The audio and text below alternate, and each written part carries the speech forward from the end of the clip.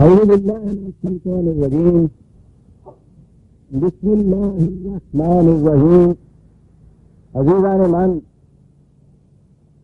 آج جنوری 1976 کی 4 تاریخ ہے اور درس قرآن کریم کا آغاز سورہ مریم کی آیت 22 سے ہو رہا ہے 19/22. آپ کو یاد ہوگا کہ اس سورہ میں جیسا کہ اس کا نام بھی بتا رہا ہے حضرت مریم علیہ السلام کی داستان حیات چلی آ رہی ہے. پچھلے درس میں بات یہاں تک پہنچی تھی کہ ہیکل کی زندگی کی انسانوں کی خود ساختہ شریعت کے بندنوں کو توڑنے کے بعد وہ باہر آئی. یہودی مذہب ہی نسلی ہے، لہذا جب ہم کہیں گے کسی کے متعلق وہ بنی اسرائیل کے خاندان یا نسل سے تھی تو وہ یہودی مذہب ہونا بھی ضروری تھا اس کا، اور جب ہم کہیں گے کہ وہ یہودی یا یہودیہ تھی تو اس کے معنی یہی ہے کہ بنی اسرائیل کا خاندان تھا. تو جب وہ وہاں سے نکل کے بھی باہر آئی ہے تو کسی نہ دوسرے ملک میں گئی، نہ کسی دوسرے مذہب میں گئی، نہ کسی دوسرے خاندان میں گئی. وہی یہودی خاندان، وہی بنی اسرائیل کی نسل، وہی وہ اپنا گاؤں جہاں اس نے جانا تھا. تو وہاں جب یہ ہیکل کے مولوی صاحبان نے فتویٰ عائد کر دیا کہ اس نے یہ جو زندگی وہاں سے چھوڑی ہے اور اب وہ باہر آ کر شادی کرنے کی فکر کر رہی ہے، تو انہوں نے کہا کہ یہ تو کفر ہے، یہ نکاح ہی نہیں ہو سکتا، یہ تو خلاف شریعت ہے. تو جہاں وہ آئی بھی بیچاری وہاں یہ آوازیں وہاں آنی شروع ہو گئی تھی. بہرحال یہ تھی وہ کشمکش جس میں سے وہ گزر رہی تھی. ایک طرف حضرت زکریا علیہ السلام جیسے نبی کی زیر تربیت یہ چیز اس کے ذہن میں تھی کہ یہ سب کچھ خدا کی شریعت کے خلاف ہے، جس کا تقاضا یہ یہودی کر رہے ہیں، آبار اور آبان ہیکل کے سارے یہ مراد. دوسری طرف اس ماحول کا یہ اثر تھا کہ جس میں سانس لینا بھی مشکل ہو گیا اس کے لیے. اس کشمکش میں وہ بچی گرفتار تھی اور وہاں پھر حضرت زکریا علیہ السلام نے اس کی طرف یہ پیغام بھر بھیجا کہ تمہیں اس کرب اور اذیت سے نکل جانا چاہیے، دل کڑا کرو، جس موقف سے تم اس وقت قائم ہو قائم رہو، یہ خدا کی شریعت کے مطابق ہے، وہ نہیں ہے. تو اس سے اس نے حوصلہ کیا، جیسا کہ میں کہہ رہا ہوں کہ یہ بہت بڑی انقلابی ایک نام تھا اس کا. بہت کم لوگ اس قسم کی جرات کر سکتے ہیں. اور پھر وہ بھی ایک لڑکی. اعتقادات ہی انسان کی گہرائیوں میں اتنے زیادہ پیوست ہوتے ہیں کہ شاید آپ کو یاد ہو، میں نے سنایا تھا ہپنوٹزم والے جب کسی کو ہپنوٹائز کرتے ہیں تو ہپنوٹائز کرنے کے معنی یہ ہوتے ہیں کہ جو کچھ وہ خود کہتا ہے وہ اس کو ریپیٹ کرتا ہے، جسے معمول کہا جاتا ہے، جس پہ ہپنوٹزم کا اثر ہوتا ہے. یہ شخص جو کہتا ہے وہ کہتا چلا جاتا ہے، اس کا اپنا ارادہ، اپنا اختیار، اپنا شعور معطل ہو چکا ہوتا ہے. لیکن آپ حیران ہوں گے، وہ ہر بات جو کہتا ہے اس کو ریپیٹ کرتا ہے، کہتا چلا جاتا ہے، تسلیم کرتا ہے. لیکن کوئی بات جو اس کے عقیدے کے خلاف ہو وہ اگر یہ کہتا ہے تو وہ اس کو کبھی ریپیٹ نہیں کرتا. یہ تو اتنی گہری چیز ہوتی ہے عقیدہ. پھر عورتوں کی تو کیفیت یہ ہے، عقائد تو ایک طرف رہا، ان کے ہاں جو رسم و رواج چلے آتے ہیں نا، یہ اس کے خلاف نہیں کر سکتے، جرت نہیں پاتی اپنے اندر. اور پھر میں نے تو عورتیں یہ کہا کہ رسم و رواج کی بات تھی، مذہب پرست کا عورت ہو یا مرد ہو، اعتقادات کتنے ہی باطل کیوں نہ ہوں، ان کا دل کی گہرائیوں سے نکالنا بڑی جرت کا مرحلہ ہے. تو اس کشمکش میں یہ بچی وہاں گرفتار تھی. بہرحال اس نے ہمت کی، جرت کی، وہاں سے یہ نکلی، شادی کی. اور اس کے بعد ایک چیز میں یاد کروں، بات پیچھے سے چلی آ رہی تھی کہ انہوں نے پیغام بھیجا حضرت زکریا نے کہ یہ بات جو جس مسلک کو، جس موقف کو تم نے اختیار کیا ہے یہ منشا خداوندی ہے، یہی شریعت خداوندی ہے، قائم رہو اس پہ. آگے ہے فحملتہ فانتبذت بہ مکانا قصیا، اسے استقرار حمل ہوا اور وہ پھر وہاں سے الگ ہو کر دور کہیں چلے گئے. یہ ہمارے ہاں وہ جو ان حقائق کو افسانہ بنانے والے ہیں ان میں ایک چیز بھی یہی ہے، یہ جو ہے نا فا حملہ تو سے آتا ہے، دن جس کا ترجمہ کیا جاتا ہے، پھر یہ ہوا، تو ان کی کیفیت یہ ہے کہ پیچھے سے جو بات قرآن کی آ رہی تھی نا کہ وہ پیغام آیا، انہوں نے بتایا حضرت زکریا نے کہ کوئی بات نہیں ہے، تم شادی کرو، یہ بالکل شریعت خداوندی کے مطابق ہوگا، تو یہ بات پیچھے سے اتنی ہی آئی ہے، ان کا پیغام آگے آ گیا حملت ہو۔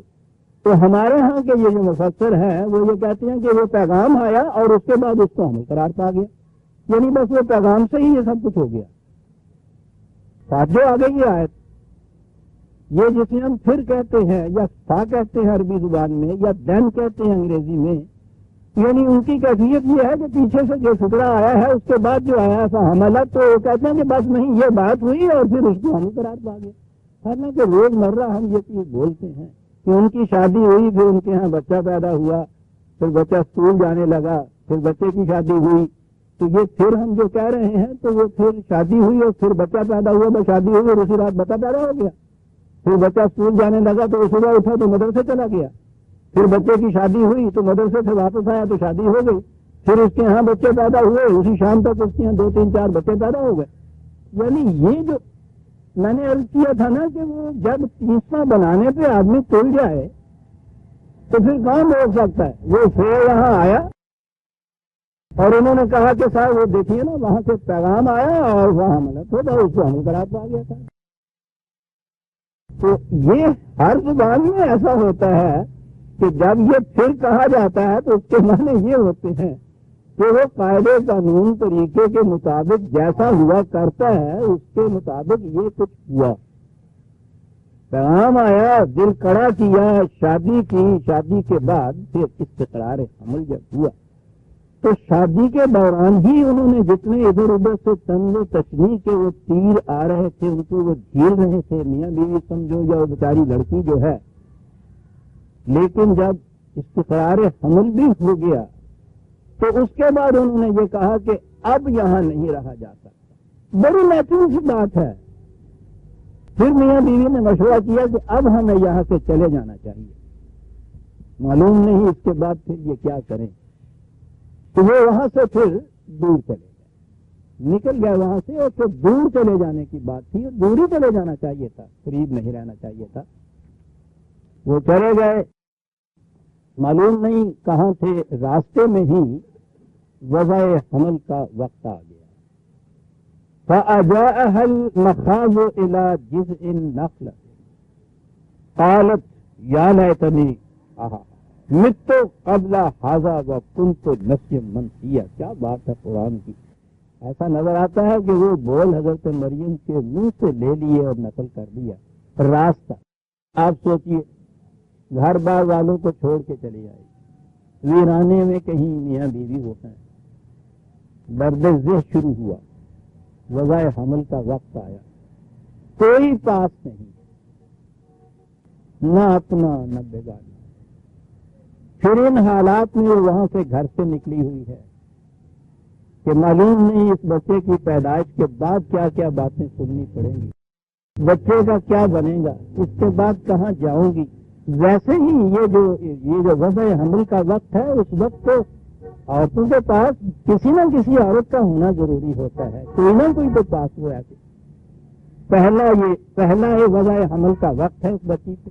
ان حالات، وہ حالات سامنے رکھیے نا، اور پھر اس بچی کی پوزیشن کو سامنے رکھیے، پھر پتہ چلتا ہے کہ قرآن کیا کہتا ہے۔ وجود اس کے کہ وہاں کوئی کھجوروں کے کوئی 2 درخت ہوں گے، ان کے سائے تلے اس کا سہارا لے کر وہاں وہ بیٹھ گئی، اور یہ وقت آ پہنچا، اور اس وقت میں اب قرآن کہتا ہے کہ منہ سے بے ساختہ نکلا کہ ایک آج میں اس سے پہلے مر چکی ہوتی اور بھولی بسری ہو گئی ہوتی۔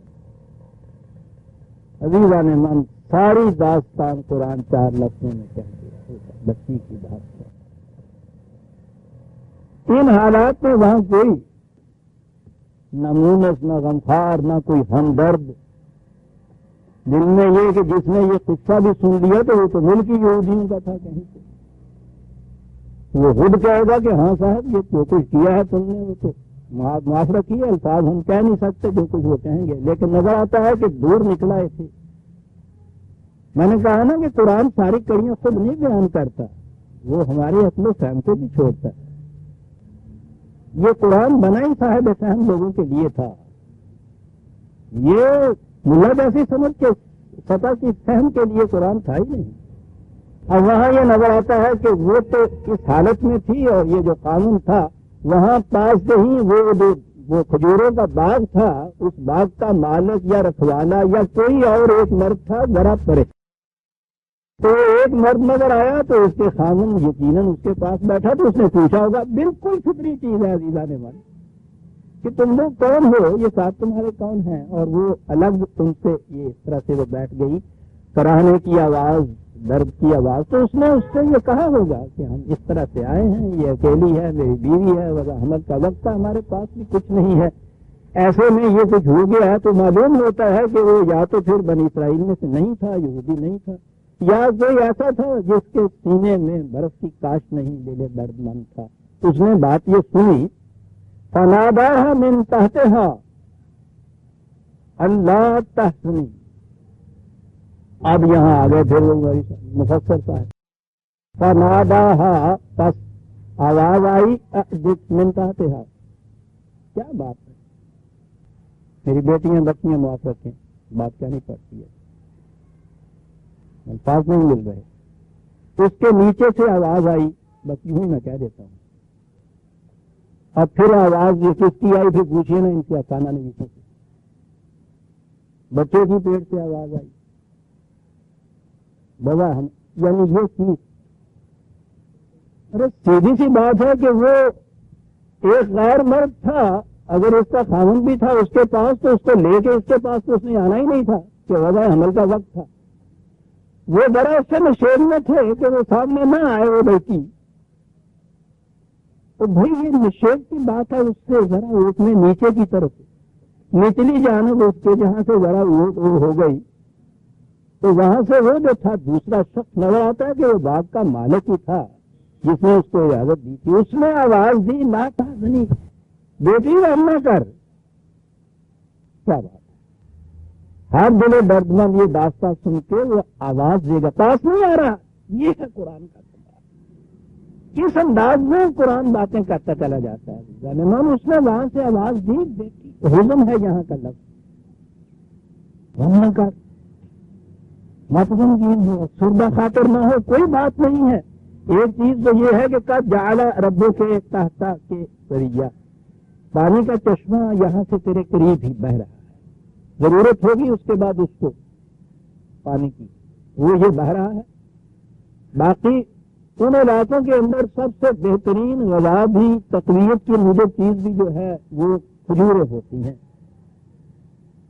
نظر آتا ہے کہ یہ تو اتنے غریب تھے کہ ان کے پاس اتنا بھی نہیں تھا، اس نے کہا کچھ نہ غم نہ کھا، کوئی بات نہیں ہے، وہ روزی علیہ کے بجیز نخلا تھے تو ساقط علیہ کے رطبن نہیں، اور یہ کھجور اس کے شاخیں تم دیکھ رہی ہیں، ان کے کوشوں سے بھری پڑی ہیں، ان کے بوجھ سے جھکی ہوئی ہیں، مجھے معلوم ہوا ہے کہ تم بڑی پاکیزہ پاسباز ہو، تمہارے ذہن میں یہ بھی ہوگا کہ کسی دوسرے کی کھجوریں ہیں، میں ان سے تو نہیں کھا سکتی، یہ تو چوری ہو جائے گی، نہ ہم نے کہا کسی دوسرے کی نہیں ہے، میں یہاں بیٹھا ہوں، یہ میری ہیں، ٹھیک ہے، ضرورت پڑے ذرا ہلاؤ، تازہ کھجوریں کب پڑیں گی، وہ کھجوریں کھاؤ تم، یہ ٹھنڈا ٹھنڈا پانی ہے بیٹے، یہ کی ہو جب کر رہی ہے آنند، اور آنکھوں کی ٹھنڈک کا سامان بہن پہنچا کر رہتے ہیں، کیا الفاظ ہے قرآن، فکلی واشربی وقرری عینن، ایسے میں عزیزان من یہ چار لفظ بھی اس کے جو ہوں گے، اس نے اس کو نئی زندگی دے دی ہوگی اس بچی، ہم نہ کہا بیٹی تم تنہا نہیں ہو، ابھی انسان باقی ہیں اس دنیا کے اندر، ٹھیک ہے، میں یہاں اس سے زیادہ تو نہیں کچھ کر سکتا، لیکن یہ جو کچھ موجود ہے وہ تیرے لیے موجود، کھاؤ پیو، آنکھوں کی ٹھنڈک کا سامان بہن پہنچاؤ۔ اب اس کے بعد اس نے یہ بھی بتایا ہوگا کہ صاحب کس قسم کا یہ واقعہ ہے، بچہ پیدا بھی ہوا، اگر وہ جو ہیں بنی اسرائیل والے یا یہودی یا اسی خیالات کے لوگ جو ہیں ان میں سے کوئی آیا، پہلے ہی انہوں نے یہ کچھ ایسا حیات تنگ کر رکھا ہے، اب جو بچہ یہ جانے گی تو اس کے بعد تو اس بچے کو بھی جو کچھ یہ کہیں گی اس کے لیے تو اور موت کا موجب ہو جائے گا۔ معلوم ہوتا کہ یہ وہ واقف تھا کہ ان کے ہاں، یا وہ بہرحال اگر تھا بنی اسرائیل میں سے ہی یہودی تھا اور غمگسار تھا، تو اس نے یہ کہا کہ اب یہ رہی بات کہ اگر کوئی اس کے بعد تمہارے پاس سے گزرے اور اس کے متعلق تم سے پوچھے تو میں محسوس کرتا ہوں کہ تمہارے لیے بڑا دشوار ہوگا اس کے لیے کچھ جواب دینا، تو وہ سیدھی سی بات ہے، فَإِمَّا تَرَيِنَّ مِنَ الْبَشَرِ أَحَدًا فَقُولِي إِنِّي نَذَرْتُ لِلرَّحْمَنِ صَوْمًا فَلَنْ أُكَلِّمَ الْيَوْمَ إِنسِيًّا۔ وہ جیسا حضرت زکریا علیہ السلام سے کہا گیا تھا کہ وہ تم روزہ رکھ لو، اور روزے میں یہ بات بھی نہیں کیا کرتے تھے، یہ بولنے کا بھی روزہ ان کے یہاں ہوتا تھا، تو ادھر سے کوئی گزرے تو اس کو اشارے سے یہ کہہ دینا کہ میں روزے سے ہوں، بات ختم ہو گئی، یا پھر تمہیں کوئی جواب ہی نہیں دینا پڑے گا۔ یہ بھی اسے سجھا دیا کہ اس سے بھی غم نہ کرو کہ کوئی ادھر سے گزرا، اس نے دیکھا کہ ایک تنہا عورت یہاں ہے اور وہ اس حالت میں ہے، نومولود ہے، تو ممکن ہے وہ پوچھے، اور ہو سکتا ہے کہ وہ یہودیوں میں سے ہو اور یہ معلوم ہو اس کو کہ کس حالت میں ہو، تو تمہارے لیے ایسے حالت میں عام باتیں کرنا بھی دشوار ہوگا اور پھر ان حالات میں جواب دینا بھی دشوار ہو جائے گا۔ تو اس کے لیے سیدھی سی بات ہے، تم نے کہہ دینا کہ میں نے خدا کے لیے منت مانی ہوئی ہے اور روزہ رکھا ہوا ہے، اور رکھ بھی لو روزہ، ٹھیک ہے،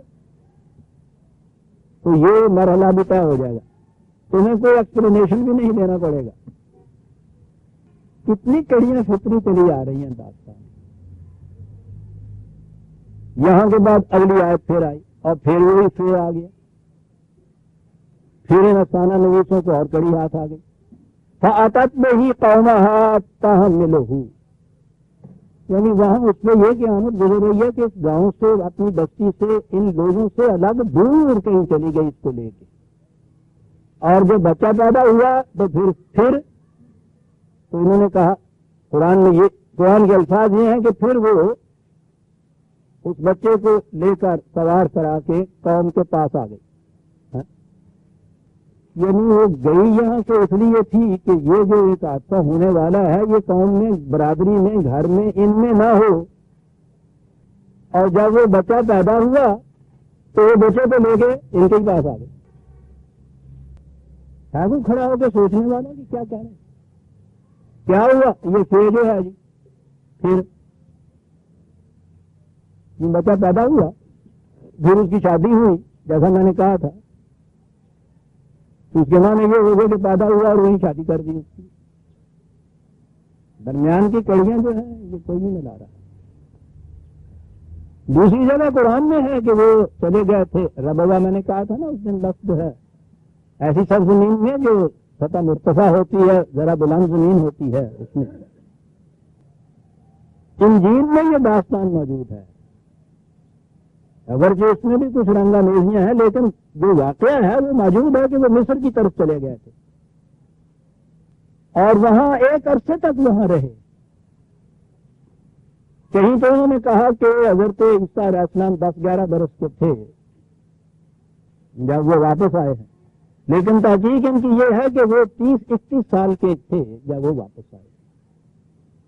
یہ زیادہ صحیح نظر آتا ہے، اناجیل میں بھی یہ چیز ہے کہ انہوں نے اس سال کی عمر میں پھر واز کہنا شروع کیا، اور اس کے بعد بھی تھوڑا سا عرصہ ان کے اندر وہ رہے تھے، اور اگلا واقعہ آ گیا جسے صلیب کا کہا جاتا ہے۔ تو تحقیق یہی ہے کہ وہ قریب 30 برس کے تھے۔ تو یہ جو ہے نا کہ پھر وہ واپس آئی، وہ سوار تھا بچہ، تو وہ 30 برس کی عمر کے ہو گئے۔ ابھی بات آتی ہے کہ وہ واپس آئے۔ قالوا یا مریم لقد جئت شیئا فریا، ذرا سی اگلی بات بھی کہہ دوں، یا اخت ہارون ما کان ابوک امرأ سوء وما کانت امک بغیا۔ آگے وہ لڑکا ساتھ تھا۔ اب پھر وہی بات جو تھی چل پڑی،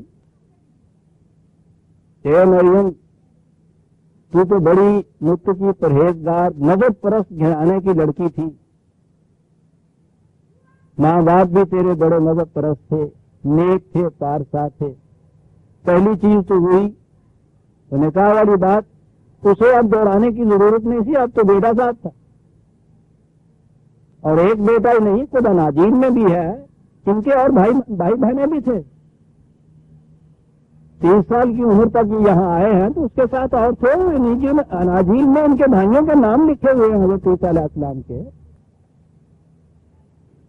لیکن بہرحال حضرت عیسیٰ علیہ السلام جو آئے تو اب یہاں سے بات ایک بڑی دلچسپ ہوئی کہ انہوں نے کہا کہ یہ کیا ایک انوکھا سا تم نے کام کیا اور عجوبہ سا یہ لے کے چلی آئی ہو، یہ کتنا سا. تم تو بڑے مذہب پرست گھرانے کے لوگ تھے، کبھی تم نے اس مسئلے شریعت کے خلاف کوئی بات نہیں کی تھی، اب یہ کیا طوفانی سا بچہ تم لے آئی ہوتا ہے. سوال یہ ہے کہ یہ کیا ہوا، یہ کیا کہا تھا ان لوگوں نے، وہی جو ہیکل والے تھے. اگلا فکرہ سنیے تو بات صاف ہو جائے گی کہ یہ لوگ جو تھے انہوں نے کیا کہا. مریم نے کیا انوکھی چیز دیکھی جو شریعت کے خلاف تھی، ان کے مسلک کے خلاف تھی. وہ کہا ہے کہ اشارت لہ، مریم نے کہا کہ مجھ سے نہیں، اس سے پوچھو. وہ نظر یہ آیا کہ کچھ ایسی باتیں تھیں جو وہ کر رہا تھا، یا اب کہیے کہ 30-31 برس کا جوان جو وہ کر رہے تھے. حضرت عیسیٰ علیہ السلام اب کہیں یار، ابھی میں بتاتا ہوں کیوں میں نے یہ کہہ دیا. انہوں نے کہا کہ یہ چیزیں اس سے پوچھو. تو وہ نظر آ رہا ہے کہ کچھ یہ کہہ رہے تھے، کچھ یہ کر رہے تھے. تو انہوں نے تو مریم سے ہی کہا نا کہ پہلے تم نے یہ کچھ کیا، ہیکل سے باقی شادی کر دی، وہ بھی سب کچھ خلاف شریعت، بچہ جان کے لے آئی وہ بھی خلاف شریعت، اور بچہ اس قسم کا جو کوئی یہ کہہ رہا ہے کر رہا ہے، سنو تو صحیح کیا کر رہا ہے. ابھی بتاتا ہوں. انہوں نے کہا کہ یہ بات مجھ سے نہ پوچھو، یہ اسی سے پوچھو. اب یہاں پھر ہمارے افسانہ نویسوں نے کہا کہ حضرت مریم نے کہا کہ مجھ سے نہیں، اس بچے سے وہ جو 2-3 دن کا یا 2-4 مہینے کا بچہ وہ دے کے آ گئی تھی، بچے سے پوچھو صاحب. جب یہ کیا بات ہو گئی کہ اٹھائی بچہ اور اس نے کہا کہ اس سے پوچھو، پھر ایک منٹ آگے موضوع شروع ہو گیا. تعلق ایسا مکلم من کانا فی المہد صبیا. ہیکل کے بزرگ بڑے بوڑھے، یوں ہی یہ جو مذہبی بزرگ ہوتے ہیں وہ ویسے ہی اپنے آپ کو بہت بڑا سمجھتے ہیں. وہ جو چھوٹا ہوتا ہے اس سے تو بات کرنا کثر شان سمجھتے ہیں. اور پھر یہ ویسے عمر کے اعتبار سے بھی ان کے سامنے کل کا بچہ تھا. تو وہ ہیکل کے بزرگ عمر کے اعتبار سے، اپنے منصب کے اعتبار سے، اور ان کو وہ انتہائی نفرت کی نگاہ سے وہ دیکھتے تھے. اس نے یہ کہا کہ اس سے پوچھو. انہوں نے کہا کیا کہہ رہی ہو، کل کا بچہ. یہ پنجابی سمجھے تو گل سمجھ آئی ہے. تو اجے کہ چانڈے وال بھی گلے آ گئے، کبھی سنی کہ نہ گلا. یہ بڑے بوڑھے کسی بڑے دادا سے یا گاؤں کے بوڑھے کے سامنے کوئی بچہ، جوان بچہ تھا، وہ 20, 25, 30, 40 سال کا کیوں نہ ہو، ان کے سامنے وہ بات کرنے لگے. وہ کہتے ہیں چپ بچیا، جمعہ کل 8 دن کی پیدائش، پگے ٹگے گلا کرن دیا ہے سارے سامنے. کل اجے ایسا کچھ نہ ہوتا سر، تیرے تو چانڈے وال بھی گلے ہے. من کس قدر نیچرل ہے. انہوں نے کہا کہ وہ یہ کل کا بچہ، اس سے پوچھے ہم یہ بات شریعت کی کہ خلاف شریعت کیوں ہوا، اس سے یہ پوچھیں. سنیے کہ وہ ادھر سے کیا کہا انہوں نے. آپ کی وہ ساری تفاصیل یہ بتا رہی ہیں کہ وہ جو 2 دن کا بچہ تھا نا، وہ یہ سارا کچھ کہہ رہا تھا. کیا کہہ رہا تھا؟ اور جو میں نے کہا اس کو ذہن میں رکھیے کہ انہوں نے کس تن سے یہ بات کہی تھی کہ ہم اتنے بڑے ہیگل کے پجاری، احبار و رہبان، عمر کے اعتبار سے بھی اتنے بڑے، اور یہ سب کا کل کا بچہ، اس سے یہ پوچھے. قال انی عبد اللہ آتانی الکتاب وجعلنی نبیا. انہوں نے کہا کہ یہ بات مت کہو، عمر کے اعتبار سے یقیناً میں تم سے چھوٹا ہوں، تمہیں معلوم نہیں ہے کہ میں کیا ہوں، کون ہوں. میں خدا کا عبد ہوں. اس نے مجھے نبوت دی ہے، اس نے مجھے کتاب دی ہے. جو کچھ میں کہتا ہوں خدا کی کتاب اور نبوت کی بنا پہ تم سے کہہ رہا ہوں. عزیزان من، یہ 2 برس کا بچہ کہے گا کہ خدا نے مجھے کتاب دی ہے، مجھے نبی بنایا ہے. جو کہہ رہا ہوں خدا کے حکم سے کہہ رہا ہوں. دیکھو میں افسانہ نویسی کو کیا کہا کہ ٹھیک ہے جی، وہ 2 دن کے بچے جو تھے نا وہ یہ کہہ رہے تھے. نظر آ رہا ہے کہ وہ جو ان کا انجیل کا بھی جو بیان ہے کہ 30 سال کی عمر تھی اور اس میں انہوں نے بات کہنا شروع کیا، یہ ٹھیک ہے، یہ وہ زمانہ ہے، یہ آئی واپس اس وقت تھے کہ جب وہاں ان کو نبوت مل گئی تھی اور وہی نے یہ حکم دیا تھا کہ جاؤ اب واپس اسی ہیکل میں، وہ جو صحیح شریعت موسیقی یا شریعت خداوندی ہے جس کو انہوں نے مسخ کر کے وہاں کے آبار و ربان نے کیا سے کیا بنا دیا ہے، اب تمہارا واز، تمہاری تلقین، تمہارا صحیح دین جو ہے وہ اس مرکز سے شروع ہوگا۔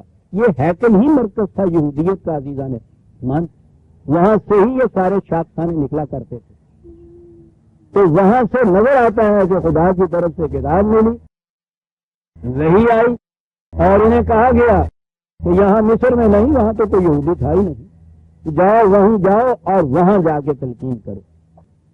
اب آئیے، ہاں انجیل موجودہ ملک سزائی ہے لیکن اس میں بھی حضرت عیسیٰ علیہ السلام کی زندگی کے واقعات ہیں، سنیے کہ یہ آگے کیا کرتے تھے اور پھر پتہ چلے گا یہ سوال و جواب کیا ہوا۔ یہ ہیکل کے پجاریوں نے، یہ اس کے آبار و رہبان نے یہ حضرت مریم سے کیا کہا تھا کہ پہلے تو ہی یہ کچھ کر کے آئی تھی، اب یہ جو ساتھ لے آئی ہے یہ دیکھتے تھے کیا کرتا ہے، یہ کیا کہتا ہے، اور انہوں نے کہا یہ تھا کہ مجھ سے نہ پوچھو، اس کی بابت اس سے پوچھو کہ یہ کیوں کہتا ہے۔ سنیے عزیزان من، وہ کیا کہتے تھے اناجیل میں کہ حضرت عیسیٰ علیہ السلام جاتے ہیکل کی سیڑھیوں کے اوپر کھڑے ہو جاتے، وہاں یہ احبار و رہبان سارے جتنے بھی تھے ان کے شریعت کے عامل متین وہ محفوظ ہوتے، یہ جتنے بھی تھے یہودی پرستش کرنے والے، پوجا کرنے والے، قربانیاں دینے والے، وہاں مسجدوں میں جیسے جاتے ہیں یہ جانے والے ہوتے، تو یہ وہاں اس کی سیڑھیوں کے اوپر کھڑے ہو جاتے، اور وہاں کھڑے ہونے کے بعد آپ کو معلوم ہے کہ کیا آواز کہتے، وہی بات جو ہر خدا پرست ان کے خود ساختہ مذہب اور اس مذہب کے خود ساختہ یہ احبار و رہبان جو بنے ہوئے ہوتے ہیں، مفتی افلاذی اور مادی جو ان سے کہے گا، وہ سنی انجیل کے اندر کیا لکھے ہیں۔ میرے سامنے انجیل ہے، متی کی انجیل ہے، 23واں 22واں باب ہے۔ وہ کھڑے ہوتے اور ان سے کہتے، اے ریاکار فقیہو اور فریسیو، علماء اور مشائخ دونوں اس میں آ جاتے ہیں، اے پیران طریقت اور اے حاملان شرح مبین جو اپنے آپ کو بنے پھرتے، تم پر افسوس ہے کہ آسمان کی بادشاہت لوگوں پر بند کرتے ہو، کیونکہ نہ تو آپ داخل ہوتے ہو اور نہ داخل ہونے والوں کو داخل ہونے دیتے ہو۔ اے ریاکار فقیہو اور فریسیو، تم پر افسوس ہے کہ ایک مرید کرنے کے لیے تری اور خشکی کا دورہ کرتے ہو، اور جب وہ مرید ہو چکتا ہے تو اسے اپنے سے دونا جہنم کا سرزن بنا دیتے ہو۔ سنتے ہیں آپ کیا کہتے تھے؟ یہ آتی جا رہی ہے نا سمجھ میں بات کہ وہ کیوں چیخ اٹھے سے تو مریم پہلے تو نے یہ کچھ کیا، اب یہ لے آئی ہے۔ تیرا گھرانا تو بڑا مذہبی ہوا کرتا تھا، انہوں نے کبھی لب کشائی نہیں کی تھی ہمارے خلاف، ہمارے مذہب کے خلاف، یہ کیا لے آئی ہے؟ کین سوریا قرآن کہتا ہے، انوکھی کیا کہہ رہا ہے یہ؟ کھڑے ہوتے اور کہتے، اے اندھے راہ بتانے والے، اے اندھے راہ بتانے والے، اے اندھے راہ بتانے والو، تم پر افسوس ہے جو کہتے ہو کہ اگر کوئی مقدس کی قسم کھائے تو کچھ بات نہیں، لیکن اگر مقدس کے سونے کی قسم کھائے تو اس کا پابند ہوگا۔ ہاں، مقدس کے سونے کی قسم، لکشمی دیوی جو ہے اس کی بات نہ کرو، برہما کی بات کرتے جاؤ، بے شک ہر جگہ یہی قصے ہیں عزیزان میں۔ اے ہم کو اور اندھو، کون سا بڑا ہے، سونا یا مقدس جس نے سونے کو مقدس کیا؟ اور پھر کہتے ہو کہ اگر کوئی قربان گاہ کی قسم کھائے تو کچھ بات نہیں، لیکن جو نظر اس پر چڑھی ہو اگر اس کی قسم کھائے تو اس کا پابند ہوگا۔ چڑھاوے چڑھانے والے، اے اندھو، کون سی بڑی ہے چیز بڑی ہے، نظر یا قربان گاہ جو نظر کو مقدس کرتی؟ اے ریاکار فقیہو اور فریسیو، تم پر افسوس ہے کہ پودینے اور سونف اور زیرے پر تو تم اتنی احتیاطیں برتتے ہو، اور تم نے شریعت کی زیادہ بھاری باتوں یعنی انصاف اور رحم اور ایمان کو چھوڑ دیا ہے۔ زیرہ حلال ہے، سونف حرام ہے، کوا حلال ہے، گدھا حرام ہے، چلے جا رہے اس کے اوپر، ٹخنوں کے نیچے پاجامہ نہیں، ادار بند وہاں ہونا چاہیے، یہ سب کچھ اور وہ جو شریعت دین کا معاملہ ہے، انصاف اور رحم اور ایمان کو چھوڑ دیا، لازم تھا کیا بات کہ یہ بھی کرتے اور وہ بھی نہ چھوڑتے. میں یہ نہیں کہتا جزیات شریعت جو ہے ان کو چھوڑ دو، یہ بھی ٹھیک ہے، لیکن صاحب وہ بھی تو کرتے. اے اندھیرا بتانے والو، مچھر کو تو چھانتے ہو اور اونٹ کو نگل جاتے ہو. اے ریاکار فقیہ اور فریسی ہو، تم پر افسوس ہے کہ پیالے اور رکابی کو اوپر سے صاف کرتے ہو مگر وہ اندر ناپ پرہیزگاری سے بھرے ہوئے جو ہیں ان کو اس طرح سے چاٹ کے پی جاتے ہو. اے اندر فریسی، پہلے پیالے اور رکابی کو اندر سے صاف کرو تاکہ اوپر سے بھی پھر وہ صاف ہو جائیں. اے ریاکار فقیہ ہو اور فریسی ہو، تم پر افسوس ہے کہ تم سفیدی پھری ہوئی قبروں کی مانند ہو جو اوپر سے تو خوبصورت دکھائی دیتے ہیں مگر اندر مردوں کی ہڈیوں اور ہر طرح کی نجاست سے بھری ہوئی ہیں. اسی طرح تم بھی ظاہر میں تو لوگوں کو راست باز دکھائی دیتے ہو مگر باطن میں ریاکاری اور بے دینی سے بھرے ہوئے. یہ آواز ہیکل کی سیڑھیوں پہ کھڑے ہو کے ہو رہا ہے، یہ ان سب کے سامنے ہو رہا ہے.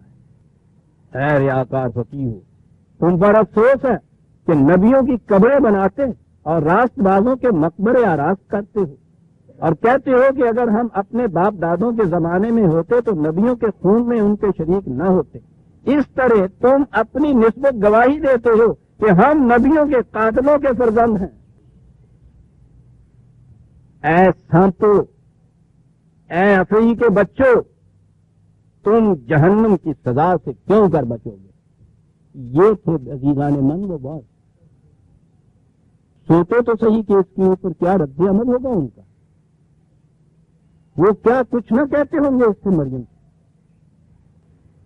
اب بات سمجھ میں آئی کہ جب انہوں نے یہ کہا تھا مریم علیہ السلام سے، اب آئیے قرآن کے آیات. قالوا یا مریم لقد جئت شیئا فریا، یہ کیا تم فتنہ لے آئی اپنے ساتھ؟ یا اخت ہارون ما کان ابوک امرأ سوء وما کان امک بغیہ. تو تیرے ماں باپ تو ایسے نہیں تھے، وہ تو بڑے مذہب پرست لوگ تھے، بڑے پابند شریعت تھے، وہ تمہاری بڑی عزت و احترام کرتے تھے. پہلے تو نے وہ کچھ کر دکھایا اور اس کے بعد یہ جو ساتھ لے کے آ گئی، اب یہ دیکھو کیا کر رہا ہے. تو اس کے جواب میں حضرت مریم نے یہی کہنا تھا نا کہ وہ اشارت علیہ ہے کہ یہ مجھ سے نہ پوچھو، اسی سے پوچھو جو یہ کچھ کہتا ہے کہ یہ کیوں کہتا ہے. اور اس کے جواب میں پھر اور بڑھ اٹھے کہ ہم یہ بہی ریشہ فیش مقدس داغیاں اتنے پٹے یہ سب کچھ جناب. اس کے بعد اور یہ کل کا بچہ جو ہے اس سے پوچھو، تو نہیں کوئی جواب دے گی ہمیں جو لے کے آئی ہے اس کو. ٹپیکل ہے یہ سارا کلام جو نظر آ رہا ہے. کسی لکھنے والے سے کہیے کہ اس کے اوپر یہ جو جتنی چیزیں قرآن کہہ گیا ہے اس خد و خال کے اندر ذرا تفصیل بھر دے، وہ ساری یہ تفصیل بھرے گا. تو اس سے کہتے ہیں پوچھو، تو نہیں بتاتی کہ تو نے کیا کیا تھا اور یہ جس کو لے آئی ہے تو یہ کیا کر رہا ہے. اس نے جو کہا اس سے پوچھو، تو جس سے کہا پوچھو. کہا کہ میں جواب دیتا ہوں، کہا کہ میں خدا کا عبد ہوں. پہلی بات تو یہ ہے، کوئی جو ہر نبی کہتا ہے اور جو بلند ترین مقام ہے اس کائنات میں عبدیت خداوندی، اس ایک کا عبد ہو کے ساری دنیا کا حاکم ہو جاتا ہے. میں نہ تمہارا عبد ہوں، نہ تمہاری شریعت کا عبد ہوں، نہ تمہارے ہیکل کا عبد ہوں، نہ تمہارے گورنروں کا عبد ہوں. میں صرف خدا کا بندہ ہوں، اس لیے مجھے کسی کا ڈر نہیں ہے. اب دیکھا یہ عبد کے معنی کیا ہوگا. وہ تو جب انسانوں کی عبودیت آتی ہے تو پھر ڈر آتا ہے. میں نہ تم سے ڈرتا ہوں نہ تمہاری خود ساختہ شریعت سے ڈرتا ہوں، اس لیے کہ آتانی الکتاب وجعلنی نبی، اس نے مجھے خود کتاب دی ہے، مجھے نبی بنایا ہے. تمہاری شریعت کی میں کیا پرواہ کرتا ہوں. انسانوں کی خود ساختہ شریعت خود بناتے ہو یہ شریعت. ثم یقولون ھذا من عند اللہ، قرآن کہتا ہے یکتبون الکتاب بایدیہم ثم یقولون ھذا من عند اللہ. خود فتویٰ لکھتے ہو اور کہتے ہو خدا کا یہ حکم ہے. ان سے منوا سکتے ہو تم، مجھ سے نہیں منوا سکتے. میں تمہاری اشتراط لے کے نہیں آیا جو تمہاری یا تمہارے بزرگوں کی اپنی لکھی ہوئی ہے. میں خدا کی کتاب لے کے آیا ہوں میں اس کا عبد ہوں، کسی سے نہیں ڈرتا، مجھے نبوت ملی ہے۔ باقی رہا تمہارے الزامات جو ہیں کہ میری یہ ماں، اس کا نکاح ہی نہیں تھا، میں معاف رکھیے گا بے نکاحی عورت کا بچہ ہوں، یہ کچھ فتوے لگا رکھے ہیں تم نے۔ اس نے مجھے وجعلنی مبارکن اینما کنت، تمہارے کہنے کی مجھے پرواہ کیا ہے، اس نے مجھے بابرکت بنایا اور کہا کہ جہاں بھی تم ہوگے سعادات و برکات تمہارے ساتھ ہوں گی۔ اس نے مجھے یہ کہا ہے کہ مجھے تم حرامی بچہ قرار دے رہے ہو، معاذ اللہ معاذ اللہ۔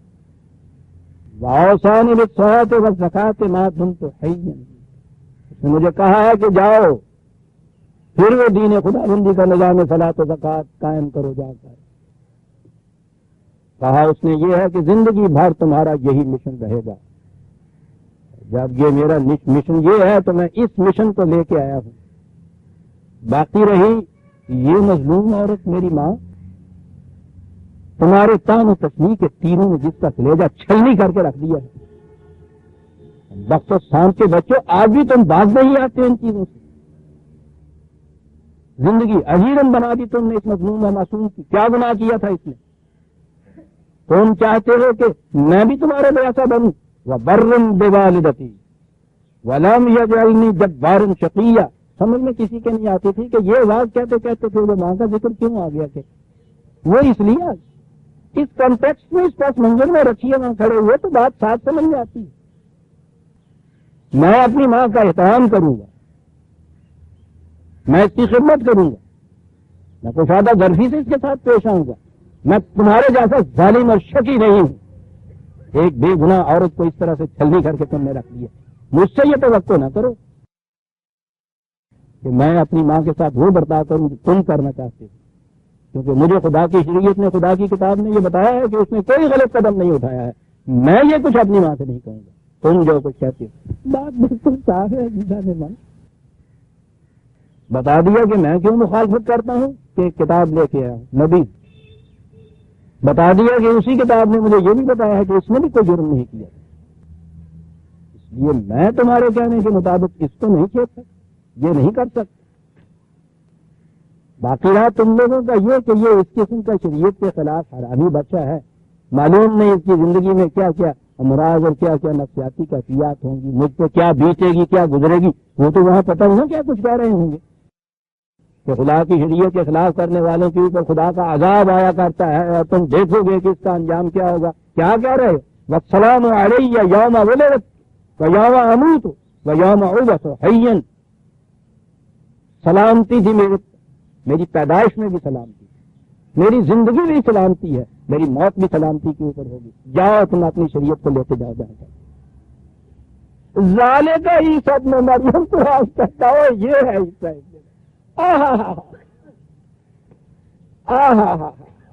جانے من تھوڑا سا آدمی لطف تو ذوق سے اٹھائیے، کیا کہتا ہے ذالک عیسی ابن، واہ کیا کہا ذالک نے۔ ایک طرف تو وہ یہودیت کی جتنی تفریق تھی ساری تردید اس کی کر دی کہ یہ کس قسم کی ماں کا کس قسم کا بچہ تھا، ساری تردید اس کی کر دی سب 4 فکروں کے اندر۔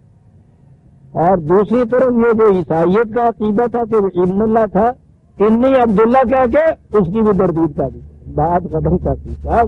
اور اس کے بعد ذالک عیسی ابن مریم کہا قول الحق الذی فیہ یمترون، یہ ہے وہ حقیقی بات کہ جس میں یہ دونوں گروہ آپس میں جھگڑتے رہتے ہیں۔ وہ اسے معاذ اللہ زنا کی پیدائش قرار دیتے ہیں اور یہ اسے خدا کا بیٹا بناتے ہیں، اور دونوں آپس میں جھگڑتے ہیں۔ بات نہ وہ ہے تو ہے، بات نہ یہ ہے سچی بات جو ہم نے بتائی ہے۔ یہ ہے عزیزان من قرآن کی بتائی ہوئی داستان حضرت عیسیٰ علیہ السلام کی پیدائش اور ان کی زندگی کی۔ قول الحق، یہودیوں کی بات پتہ کرنے کے بعد عیسائیت کی طرف آئے کہ یہی مذہب، یہودیت تو رہی بنی اسرائیل کے اندر، وہ آگے پھیلی ہی نہیں تھی زیادہ، بس ان کا کام تو سازشیں کرنا ہی رہ گیا۔ عیسائیت کا عقیدہ انہوں نے بہت عام کر دیا تھا، کیونکہ سلطنت جو تھی یہ عیسائی ہو گئی۔ میں آگے چل کے بیان کروں گا جب ان کی تاریخ آئے گی کہ یہ پھر کس طرح سے بیچارے جان بچا کے وہاں سے فلسطین سے بھاگے تھے، روپوش ہوئے تھے، دوسری جگہ چلے گئے تھے، ہجرت کر گئے تھے۔ وہ بڑا سخت زمانہ آیا تھا، اس لیے کہ یہودیوں کی ورچوئلی حکومت تھی۔ جو مذہبی دائرہ تھا زندگی کا اس میں یہودیوں کی حکومت تھی، جو سیاسی دائرہ تھا اس میں رومن کی حکومت تھی، اور یہ دونوں ہی خلاف تھے اس عیسائی حضرت عیسیٰ علیہ السلام کے لائے ہوئے دین کے خلاف۔ اور وہ آگے چل کے میں بیان کروں گا کہ یہ بات جو تھی کہ یہودیوں نے یہ کہا ہماری شریعت کے خلاف جاتا ہے اس لیے فتویٰ دیا، گورنر سے دستخط کرا لیے، بات یہ تھی ہی نہیں۔ وہ جو ان کی زندگی کے متعلق کہتے ہیں نا کہ ایک درویش بے نوا بیچارہ 4-5 آدمی ساتھ اپنے تھے، وہ یوں ہی موٹا جوٹا کھاتے تھے، کمبل پہنے ہوئے ہوتے تھے، جھونپڑیوں میں زندگی بسر کرتے تھے، تعلیم یہ دیتے تھے کہ ایک گال پہ تماشا مارو دوسرا گال آگے رکھ دو۔ قطعاً یہ زندگی نہیں ہے حضرت عیسیٰ علیہ السلام۔ انبیاء کرام تو عظیم انقلابی شخصیت ہوتے تھے، وجود آباد ہر نبی کا تھا کہ وہ دنیا میں وہ تو یہ تھا کہ آسمان کی بادشاہ جیسی تیری بادشاہت آسمان پہ ہے وہی زمین پہ ہو، یہ ہے وہ انقلاب۔ جیسے خارجی کائنات میں تیرے سوا کسی کا حکم نہیں چلتا، اسی طرح سے میں یہ انقلاب لے کے آیا ہوں کہ اس قرۂ ارض کے اوپر بھی خدا کے سوا کسی کا حکم نہ چلے۔ ہے نا یہ فکر ابھی تک بھی موجود؟ یہ الگ بات ہے کہ ان کی تفسیریں اور تعبیریں کیا ہونے لگ گئی ہیں، جیسی آپ کے ہاں ہوتی ہیں قرآن کی تعبیریں، لیکن جہاں نظر آتے ہیں کہ حضرت عیسیٰ علیہ السلام کے یہ اقوال ہوں گے، یہی چیز جو ہے کہ جیسی تیری مرضی آسمانوں پہ چلتی ہے وہی تیری مرضی زمین پہ چلے، بڑی چیز ایسا ہے۔ من لم یحکم بما انزل اللہ فاولئک هم الکافرون۔ خدا کی کتاب کے مطابق حکومت کام نہیں ہوتی تو اسی کو تو کفر کہتے ہیں۔ یہ تھے انبیاء کرام جو آئے تھے، یہ انقلاب تھا جو وہ لائے تھے، اس انقلاب کی وہ دعوت دینے کے لیے آئے تھے، اور یہ تاریخ بڑے زوروں پہ آگے ہوئی تھی۔ یہ بات نہیں تھی کہ یہودیوں نے محض شریعت کی روح سے فتویٰ دیا اور وہ گورنر سے دستخط کرا لیے۔ یہودیوں نے تو یقیناً فتویٰ دیا تھا، یہودیت ختم ہوتی تھی، احبار و رہبان ختم ہوتے تھے، مذہبی پیشوائیت ختم ہوتی تھی، پریسٹیٹ ختم ہوتی تھی، ہیکل ختم ہوتا تھا، ان کے یہ تمام عناصر ختم ہوتے تھے، جس طرح آج آپ کی مذہبی پیشوائیت کر رہی ہے۔ ان کی منظم کوشش اور سازش یہ ہے کہ خدا کی حکومت قائم نہ ہونے پائے، تھیوکریسی قائم ہونے پائے، مذہبی پیشوائیت کی حکومت قائم ہو، وہ جو یہودیوں کی حکومت تھی، حضرت عیسیٰ علیہ السلام والی حکومت نہ قائم ہونی۔ آپ دیکھیں گے عجیب بدنبات میں وہ ان اناجیل سے پھر بھی بہت قریب نظر آتی ہے تعلیم حضرت عیسیٰ علیہ السلام۔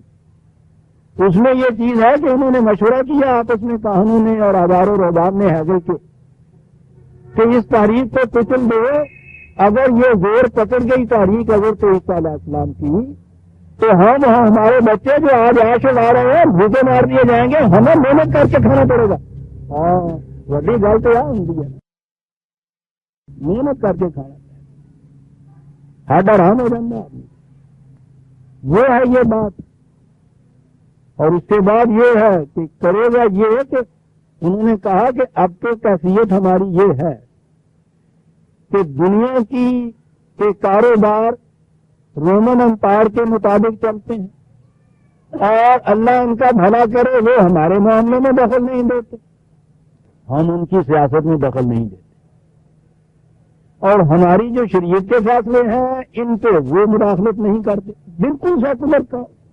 یہی جو آج کہا جا رہا ہے کہ اگر آپ کو وہ جو ہندوستان میں تاریخ تو وہاں کی ہے، اب جہاں دوڑائی جا رہی ہے تاریخ پاکستان میں مابین نظام مسئلہ یہ تھا، یہ سارے علماء کرام حضرات کہتے یہ تھے کہ ہندو گارنٹی دیتا ہے کہ تمہیں اعتقادات کی، عبادات کی اور پرسنل لاز کی پوری آزادی حاصل ہوگی، تو جب یہ آزادی حاصل ہوگی تو تم اور کیا چاہتے ہو کہ اسلام کو آزاد نہیں دیکھا جائے گا؟ وہ تو آزادی دیتے ہیں. باقی رہے دنیا کے معاملے وہ یہاں کی جمہوری حکومت ہے اس کے مطابق ہوں گے. کون سی بات خلاف شریعت ہے؟ یہ حق تھا عزیزان من وہاں مابین نظام مسئلہ. یہ تھا ٹکراؤ. یہ جو بڑے بڑے آج آپ کے نام سامنے آتے ہیں نا، مولانا ابوالکلام آزاد، مولانا حسین احمد مدنی، مفتی کفایت اللہ احمد سعید، حفیظ الرحمان پیاری، علماء دیوبند، یہ تمام کے تمام وہ یہ موقف رکھتے. اور ادھر سے یہ کہا جاتا تھا، کہنے والا تو کہتا تھا نا کہ ملا کو جو ہے ہند میں سجدے کی اجازت، نادان سمجھتا ہے کہ اسلام ہے آزاد. یہ ہے فرق. تو یہ وہاں کہتے تھے، یہ بیان ہی سیکولرزم تھی نا، کہ دنیاوی امور حکومت کیا کرتی ہے، شریعت کے امور ہم کیا کرتے ہیں، وہ نہ ہمارے معاملے میں دخل دیتے ہیں نہ ہم ان کے معاملے میں دخل دیتے ہیں. تو یہ آ گیا ہے یہ کہنے کے لیے کہ وہ بھی غلط ہے تم بھی غلط ہو. انسان پہ انسان کی حکومت ہو ہی نہیں سکتی. حکومت خدا کے قوانین کی ہوگی، اس میں نہ احبار و رہبان باقی رہیں گے نہ رومن کا گورنر باقی رہے گا. یہ تاریخ تھی. تو یہودی تو ہیکل والے احبار و رہبان تو اس لیے نہیں اس مخالفت کرتے تھے کہ ان کی ساری چودراہٹ ختم ہوتی تھی. سلطنت کو بھی اس سے ایک بڑھا پیدا ہو گیا تھا، خطرہ لاحق ہو گیا تھا. یہ تھی وہ چیز حضرت عیسیٰ علیہ السلام اور ان کی جماعت کے خلاف. چنانچہ آج بھی ان کی تحقیق بھی یہ کہہ رہی ہے اور ان کی انجیل بھی یہ کہہ رہی ہے کہ جب انہیں بقول ان کے صلیب پہ دیا گیا تو وہاں یہ قاعدہ تھا کہ جس کو صلیب پہ چڑھاتے تھے یا پھانسی دیتے تھے، سزائے موت جس کے اوپر وارد کرتے تھے، اس کے نیچے تختی لگاتے تھے جس پہ لکھا ہوتا تھا کہ اس کا جرم کیا تھا جس کی پاداش میں اس کو سزائے موت دی جا رہی ہے. عزیزان من انجیل بھی یہ کہہ رہی ہے اور آج کی تحقیق بھی یہ کہہ رہی ہے کہ حضرت عیسیٰ علیہ السلام کے وہ صلیب کے پاؤں کے نیچے جو تختی لٹکائی گئی تھی جرم کی، اس میں یہ لکھا تھا گورنر کی طرف سے کہ یہ شخص یہودیوں کا بادشاہ بننا چاہتا تھا. یہ جرم تھا جس جرم کی پاداش میں بقول ان کے یہ کچھ کیا گیا تھا. تو یہ چیز ایک وزیر گلیم بلوچ کی تھی، گلیم پوش کی طرف سے ہوگی. گلیم پوشی تو ٹھیک تھی لیکن جو یہ چاہتے تھے وہ تو یہ تھا جرم ان کا. ہاں تو اس کے بعد پھر جب یہودیوں کی سازش سے یہ ناکام بنائی گئی تاریخ تو یہ لوگ جو تھے وہاں سے چلے گئے. میں آگے چل کے بات بیان کروں گا. اس کے بعد جب یہ کانسٹنٹائن بادشاہ ہوا ہے رومن کا، بازنطینی، اس نے عیسائیت قبول کی. اس نے پھر اس کو اپنی مملکت کا مذہب قرار دیا. اس نے ان سب کو پھر بلایا جتنے یہ ادھر ادھر پھرتے تھے، وہاں لا کے اس نے یہ نیا مذہب جو ہے عیسائیت کا یہ وہاں رائج کیا. سلطنت کا مذہب بنا اور اس سلطنت کے مذہب کی بنا پر پھر یہ عیسائیت پھیلی. تو یہ جو عقیدہ تھا ابن اللہ کا یہ اس زمانے میں یہ وضع ہوا تھا، سینٹ پال نے وضع کیا تھا اور یہ پھیلا ہوا تھا. اس لیے قرآن کو اس لیے ضرورت تھی کہ یہودیوں کے احبار و رہبان کی سازشوں اور مکر و فریب کو وہ بے نقاب کرے اور عیسائیوں کے اس عقیدہ باطل کی تردید کرے. چنانچہ جہاں یہ کہا ذالک عیسی ابن مریم قول الحق حق الذی فیہ یمترون ما کان للہ ان یتخذ من ولد، جسے تم خدا کہہ کے پکارتے ہو میرا خدا کا تصور تو ذہن میں لاؤ. کیا اس تصور کے ماتحت یہ اس کے شایان شان بھی ہے کہ کسی کو بیٹا بنائے اپنا؟ بیٹے کی ضرورت تو عصائے پیری کے لیے ہوتی ہے نا، کہ بڑھاپے میں یہ مددگار ہوگا، مر جاؤں گا تو میرے نام کو زندہ رکھے گا. جس خدا نے مرنا ہی نہیں نام کو زندہ رکھنے کی بات کیا. باقی رہا یہ کہ یہ میرا مددگار بنے گا. پہلی بات تو کہی کہ سبحان، یہ ان کے تصور سے وہ بہت دور ہے. خدا کا تصور اس سے عرصہ و اعلیٰ ہے جو ان کے ذہن میں ہے کہ وہ اس کا کوئی کام رکا ہوا تھا دنیا میں، اس کے لیے اس نے اپنا ایک بیٹا دنیا میں بھیجا اور پھر یہ چیز کہ وہ اس کا مددگار بنے گا، سبحانہ وہ اس سے بہت دور ہے، اس کا مددگار، ارے اس کی قوتوں کا یہ عالم ہے، اذا قضا امرا فانما یقول له کن فیکون، یہ تو اس کی یہ ہے کہ جب وہ کسی ایک بڑی سے بڑی مہم کا بھی ارادہ کر لیتا ہے تو وہ وجود میں آ جاتی ہے۔ اب اس کو بیٹوں کی ضرورت پڑی ہوئی ہے، یا بچے جاویں جرایا تو ٹک لیا یا اتوں جرایا ٹوکری اٹھایا جی میں بڑا ہو گیا ہے ذرا کام کار کر رہا، ان قوتوں کے مالک خدا کے متعلق کہتے ہیں کہ اس کو بیٹے کی ضرورت تھی۔ کہاں آئی ہے یہ بات جناب؟ قضا امرا فانما یقول له کن فیکون۔ ہمارے یہاں والے کہتے ہیں کہ یہ کہا یہ تھا کہ یہ جو تم تعجب کرتے ہو کہ وہ 3 سال آسمان ایسے ہی کیسے پیدا ہو گئے، اللہ نے کہا نا ایسی تھے ہم کن فیکون کہنے چٹ ہو جاتا ہے، یعنی اس نے یہ کہا ہے سبحانہ وہ اس سے بہت پاک ہے کہ اس کا بیٹا ہے، یہ کہنے میں ایسا چٹ ہو جاتا کن فیکون والا جو ہے، اس کن فیکون والے سے یہ جب پوچھا گیا کہ یہ کہتے ہیں یہ آپ کا بیٹا ہے، تو آپ کو معلوم ہے کہ اس نے کیا جواب دیا؟ قرآن میں ہے نا، اس نے یہ کہا کہ یہ کہتے ہیں یہ آپ کا بیٹا، میں کہہ رہا ہوں یہی وہ کن فیکون کہنے والا جو ہے، جس کو کہتے ہیں کہ اس نے کہا کہ حضرت عیسیٰ علیہ السلام کا کیوں پیدا ہونا مشکل کیا تھا، ہم تو کہتے ہیں ہو جاتا ہے۔ جب یہ ان سے کہا گیا کہ یہ آپ کا بیٹا ہے تو اس نے کہا یہ کن فیکون والے نے کہ میرے یہاں بیٹا کیسے ہو سکتا ہے، میری تو بیوی ہے، یعنی اس نے یہ نہیں کہا کہ مشکل کیا ہے ہمارے یہاں، میں تو وہ ہوں کن فیکون کا تو سب کچھ ہو جاتا۔ کہا وہ جس قاعدے کے مطابق یہاں یہ بیٹا اولاد ہوتی ہے اس قاعدے کی روح سے یہاں اولاد ہوگی نا، اور اس قاعدے کی روح سے صورت تو یہ ہے کہ جس کی بیوی نہیں اس کے بیٹا کیسے ہوگا، تو سیدھی سی بات ہے کہ جس بیوی کا خاوند نہیں اس کے یہاں بیٹا کیسے ہوگا، اور یہ کہ صاحب خدا نے کیا دیا تو کن فیکون اس لیے یہ ہوگا۔ اب یہ جو سامنے مخاطب ہے نا یہ عیسائی، ان کے متعلق تم یہ کہتے ہو باپ بیٹا روح القدس، وہ ابن اور وہ اس کا خدا، ان اللہ ربی و ربکم، یاد رکھو نہ باپ وہ نہ اس کا یہ بیٹا، سوال ہی نہیں ہے، میرا رب بھی وہی تمہارا رب بھی وہی، اور کرو کیا؟ فاعبدوہ، اس کی محکومیت اختیار کرو، اس کی عبدیت اختیار کرو، یہ اس کے بیٹے کی پرستش نہ شروع کرو اپنے ذہن میں جسے تم یہ کہہ رہے ہو، بیٹا نہیں یہ بھی تو اس کا عبد تھا، تم بھی عبد کرو، اور آگے پتا کیا کہا؟ ھذا صراط مستقیم، یہ ہے سیدھا متوازن سچا راستہ۔ واہ، کہا راستہ تو یہی تھا جو حضرت عیسیٰ نے بھی بتایا تھا علیہ السلام، ہر نبی کی طرح فاعبدوہ فاختلف الاحزاب من بینہم، تو اس کے بعد جیسا کہ ہر دین کے ساتھ ہوا، دین مذہب میں بدل گیا اور امت واحدہ فرقوں کے اندر تبدیل، باہمی اختلافات شروع ہو گئے مختلف فرقوں۔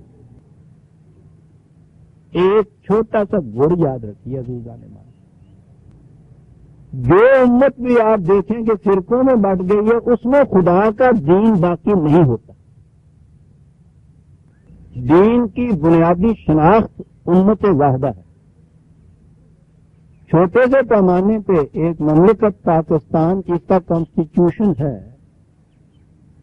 اس کانسٹیٹیوشن کے سارے ماننے والے پاکستان نیشنل کہلاتے ہیں۔ ان میں اگر کوئی ایسے ہوں جو اس میں اختلاف کرے کہ ہم کانسٹیٹیوشن کا یہ حصہ نہیں مانتے، اس سے اختلاف کرتے ہیں، وہ پاکستانی نیشنل نہیں رہتے، اسے آپ الگ کر دیتے ہیں۔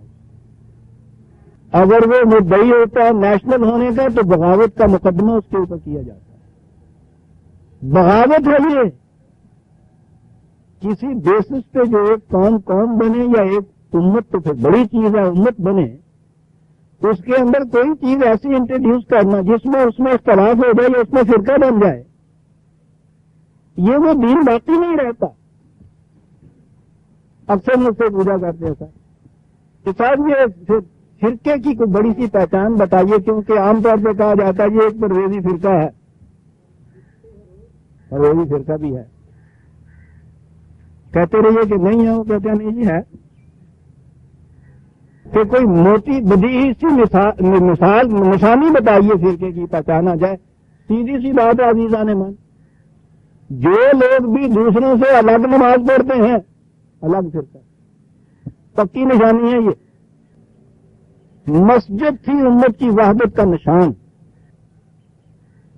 صلاۃ تھی امت کی وحدت کا نشان.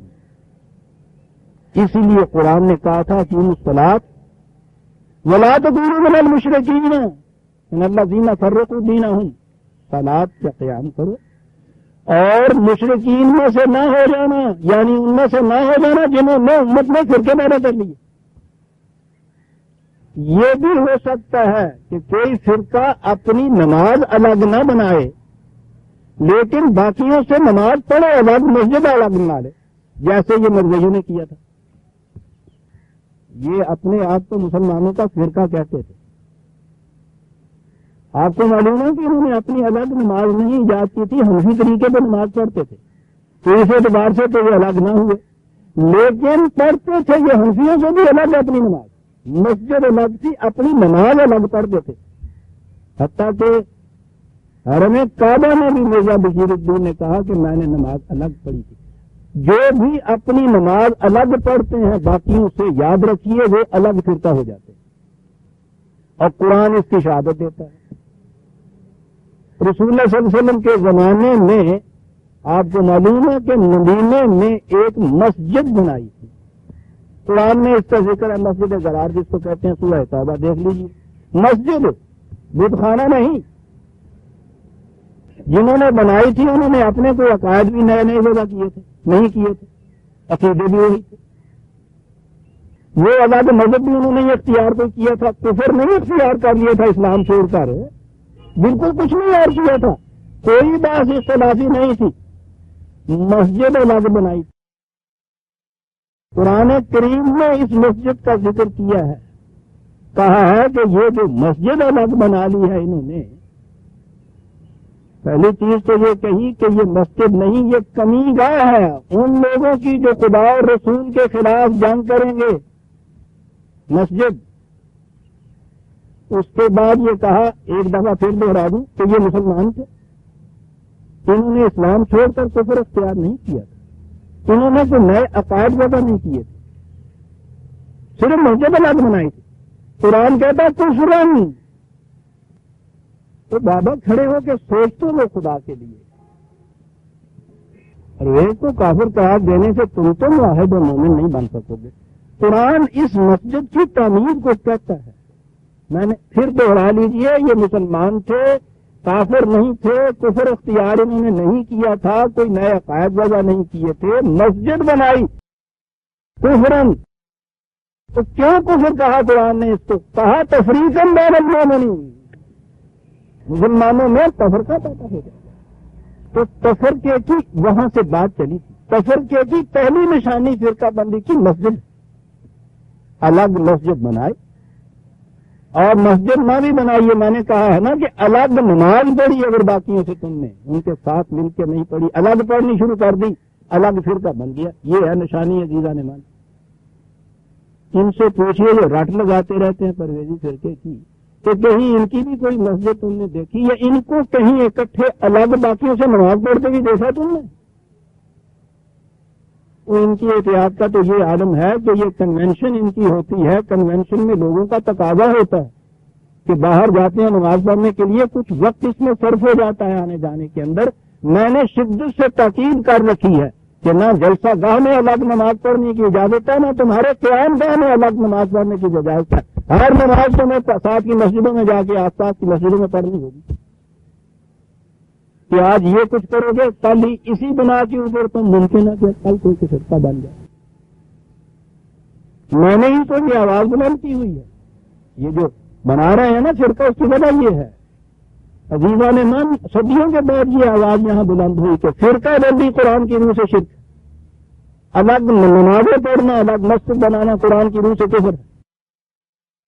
یہ آواز بلند کی میں نے 40 سال مجھے ہو گئے کرتے. وہ اس کا جواب ان کے پاس کسی کے پاس نہیں تھا. قرآن کی آیتیں میں تو کوٹ کرتا تھا, انہوں نے اس کا جواب یہ سوچا کہ اسے خود کہہ دے کہ یہ ایک فرقے کا بانی ہے. چل بھائی جس نے ابھی ایسے نہیں ہے فرقے کا بانی فرقہ بنا دیجیے. یہ ٹھیک ہے کہ میں یہ کہتا ہوں کہ بابا اس وقت جس طرح سے یہ مختلف فرقے اپنے اپنے طریقے پہ کچھ نمازیں والے پڑھتے ہیں اس کا مٹانا میرے بس کی بات نہیں ہے، اور اس وقت تو شاید کسی کے بس کی بھی بات نہیں ہے.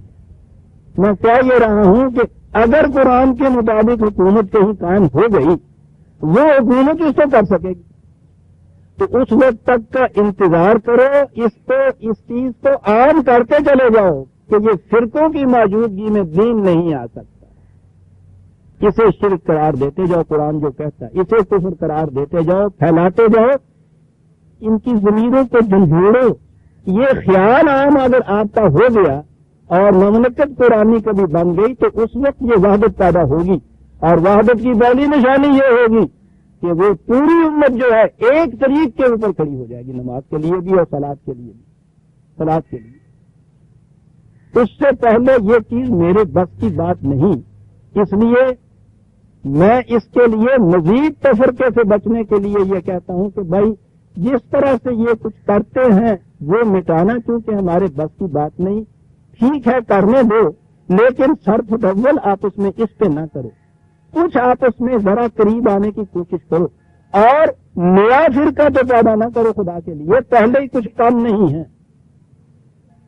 یہ پہلے جتنے چلے آ رہے تھے غنیمت تھا کہ صدیاں گزر گئی تھی تو نیا فرقہ نہیں ہمارے ہاں کوئی اور بنا.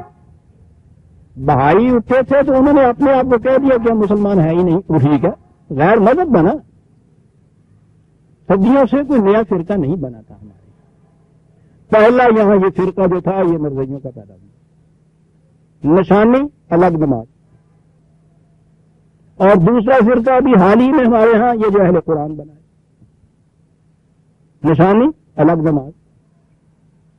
مرزائیوں نے تو پھر بھی میں نے کہا نماز نہیں الگ اپنی بنائی تھی، پڑھتے ہی الگ تھے، مسجد ہی الگ بنائی تھی.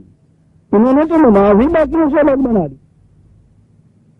اور وہ اتنی مختلف ہے کہ وہ کسی جگہ بھی حریم کعبہ میں جا کے بھی باقی مسلمانوں کے ساتھ کھڑے ہو کے نماز نہیں پڑھ سکتے. بالکل مختلف.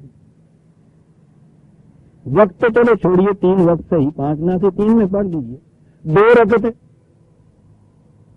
کعبے میں اگر وہ ظہر کی نماز کے لیے کھڑے ہو گئے تو یہ کیا کریں؟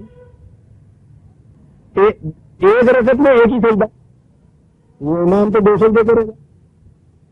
چلو جو کچھ پڑھنا ہے وہ تو تم نے چپکے سے پڑھنا ہے، نہیں پتا چلے گا کسی کو. اس کو کیا کرو گے؟ ایک سجدہ کر کے توڑو گے واپس. نتیجہ یہ کہ وہ 1.5 اینٹ ہے زیادہ سے زیادہ، وہ 10 آدمی ہوں گے. مسجد الگ، نماز الگ. میں یہ عرض کر رہا ہوں عزیزان ایمان، یہ ہے فرقے کی نشانی. جو آپ سے رٹ لگائے نا کہ تمہیں اسلام میں یہ پرویزی فرقہ ہے، ان سے کہو کہ یہ ہے نا بین نشانی. تو قرآن نے سب سے پہلے تو فرقے کی نشانی مسجد بنائی، الگ نماز پڑھنے کی بات. کہو تو صحیح، کہاں یہ الگ نماز پڑھتے ہیں؟ کون سی الگ نماز پڑھتے ہیں؟ کون سی الگ مسجد ہے ان کی؟ اور آپ کو پتا کہ پھر اب فریب نفس کے لیے کیا کیا؟ پتہ نہیں وہ کون سا شیطان تھا جس نے کان میں یہ پھونک دیا کہ یہ فرقے نہیں ہے. ارے نہیں ہے، کیا ہے؟ مکاتب فکر میں. چل بھائی مکاتب فکر. اور پتہ یہ مکاتب فکر کیا؟ فکر فلاسفی کو کہتے ہیں، مفکر فلاسفی کو کہتے ہیں، اسکولز آف تھاٹ کہتے ہیں انگریزی میں اس کو، جس کو مکتب فکر اب تک ترجمہ ہمارے یہی ہوتا تھا، اسکول آف تھاٹ. فلسفے کے مختلف خیالات کے لوگ ہوتے ہیں، ان کے الگ الگ اسکول ہوتے ہیں. کانٹ کا فلسفہ، ہیگل کا فلسفہ، ابن رشد کا فلسفہ، ارسطو کا فلسفہ، اقبال کا فلسفہ. اقبال نے کون سا نیا فرقہ پیدا کر دیا؟ تو فکر کی بنا پر مکاتب فکر ہے. اب مکاتب فکر کی کیفیت پتہ کیا ہے؟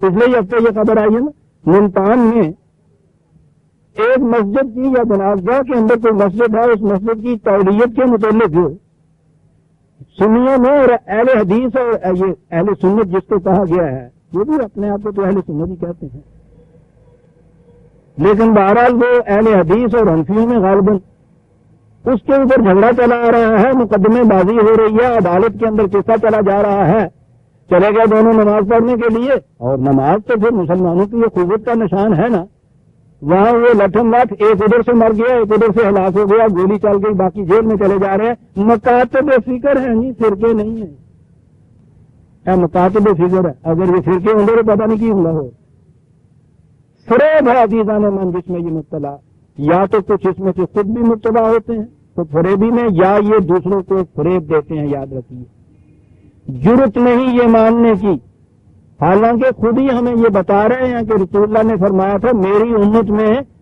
73 شاید ہوں گے، 72 اس میں سے جہنمی ہوں گے اور ایک جنتی ہوگا، یعنی خود یہ حدیث بیان کرتے ہیں کہ اتنے فرقے ہوں گے، ان سے پوچھئے کہ یہ سارے مکاتب فکر ہیں تو 72 فرقے پھر کہاں ہیں؟ وہ عیسائیوں کے یہاں جا کے ڈھونڈیں گے آپ؟ کیا باتیں کرتے ہیں عزیزان من۔ پہلی چیز مذہب کی یہ ہوتی ہے کہ وہ سوچنے کے سوئچ کو آف کر دیتے، چشم بندو گوش بندو لب بند، چل ذرا سوچنے کے لیے کھڑا ہو جائے آدمی، یہ باتیں جو میں کہہ رہا ہوں خدا نہ کہتا کہیں وہی تو آئی نہیں ہے، سوچ کی باتیں ہیں نا، سوچ معروف کر دیجئے، بس پھر جو جی میں آئے منواتے چلے جائیے، فرقہ نہیں ہے۔ نماز پڑھنے کے لیے مسجد کے اندر یہ بدل ہوتی ہے، ایک ادھر سے ہلاک ہو جاتا ہے، ایک ادھر سے ہلاک ہو جاتا ہے، مقدمہ چل رہا ہے، فرقہ نہیں ہے۔ الگ مسجد بنائی ہوئی ہے، 10 آدمی سے وہاں جا کے نماز پڑھتے ہیں، یہ اہل قرآن، فرقہ نہیں ہے۔ جواب دیا تھا انہوں نے صاحب، جب لکھا ہم نے فرقہ اہل قرآن کے متعلق، صحابہ لے لیے فرقہ ہی نہیں، دیکھیے ان کی کنونشن الگ ہوتی ہے کہ نہیں، جا بھائی کنونشن الگ ہوتی ہے، فرقہ ہوگی، مسجد الگ نظر نہیں آتا۔ میں نے گزارش کیا، مجھے کسی سے واسطہ نہیں، نہ پرانوں سے یا نئے سے، میں نے تو گزارش کیا ہے کہ پہلی چیز جو مسجد مدینہ کے اندر الگ مسجد بنی، قرآن نے اس کو کفر قرار دیا، کس بنا پہ؟ تفریق بین المومنین۔ ہر وہ نماز، ہر وہ مسجد جو تفریق بین المومنین کا ذریعہ ہوگی، قرآن کی روح سے اسے وہ مسجد ضرار کہتا ہے، کفرن کہتا ہے، اور وہ کہتا ہے خدا اور رسول کے خلاف جنگ کرنے والوں کی کمین گاہ، جہاں سے بیٹھ کے وہ تیر چلائیں گے۔ فاختلف الاحزاب من بینہم، پھر اس کے بعد دین مذہب میں بدل گیا، اختلافات ان کے اندر شروع ہو گئے، نتیجہ کیا ہوگا؟ فویل للذین کفروا، دیجیے قرآن نے یہاں کفر کہہ دیا نا، تباہی ہے پھر آخر الامر ان کے لیے جو یوں کفر کرتے، اختلاف کفر، من مشہد یوم عظیم، وہ جو ظہور نتائج کا عظیم دن آئے گا، اس میں جب حاضری ہوگی تو اس وقت تم دیکھو گے کہ کس قدر یہ قوم تباہی اور ذلت کے اندر مبتلا ہے، جس میں تفرقے اور فرقے اور اختلافات پیدا ہو جاتے ہیں۔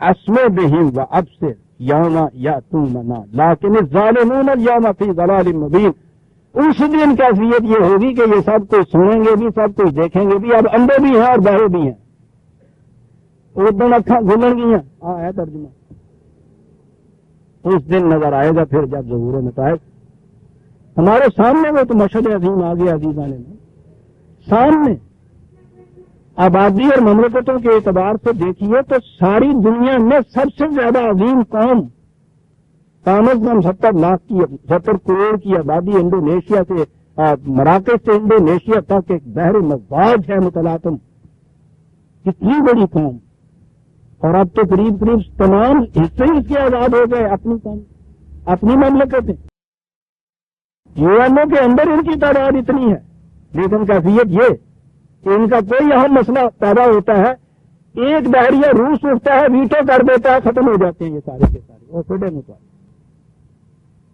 آخری فیصلہ ان کے ہاتھ میں، تمہاری قسمت ہے۔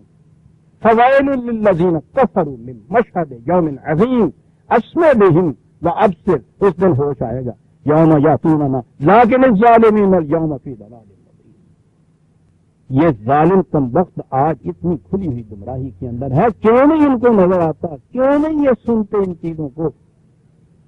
وَأَنذِرْهُمْ يَوْمَ الْحَسْرَةِ، قضی الامر، جب بات طے ہو جائے گی تو وہ یوم الحسرت جو ہے اس سے ہی ان کو آگاہ کرو بندہ. یوم الحسرت، اوف یوم الحسرت. ساری امت آج عزیزان من حسرت کا مجسمہ ہے. ہر مسلمان جو دوسرے سے ملتا ہے اپنی حالت پہ مرثیہ پڑتا ہے. یعنی عجیب بات ہے یہ. روز کا ہمارا تجربہ، ہر سانس کا تجربہ، جب بھی دو مسلمان ملتے ہیں ان کے لیے ٹاپک ہی دوسرا نہیں ہے کوئی. تباہ ہو گئے، برباد ہو گئے، کیا حالت ہوگی. سارے مسلمان یہ کر رہے ہیں. یوم الحسرت.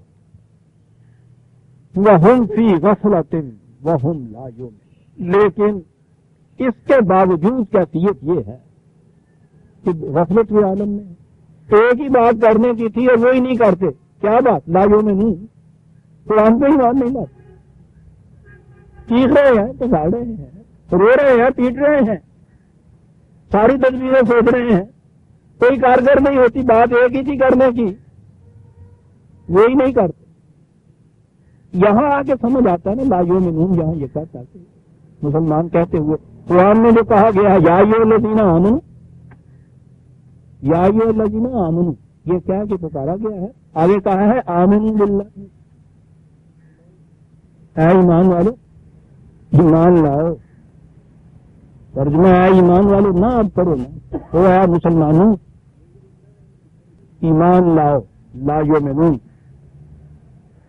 ان سے کہہ دو کہ ان قوتوں کے گھمنڈ میں نہ رہیں، الگ الگ مملکتوں کے گھمنڈ میں نہ رہیں.